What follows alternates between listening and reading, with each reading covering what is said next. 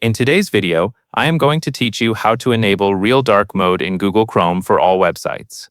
First, open Google Chrome on your computer. Make sure the browser is fully open and ready so you can access the customization settings. After Chrome is open, go to the Customize Chrome area and select the Dark option.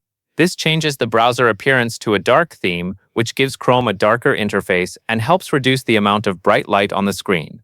When you switch to dark, pay attention to the browser frame, tabs, and menus. These areas should update to a darker color scheme.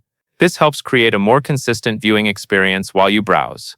If the change does not appear right away, give Chrome a moment to refresh visually. In some cases, opening a new tab or clicking around the browser can help you confirm that the dark theme is active. You can also return to the same customization area at any time if you want to switch back or check that the setting was applied correctly. It is important to keep in mind that changing Chrome to dark improves the browser interface itself. Depending on the website, some pages may still use their own light design. That covers everything you need to know.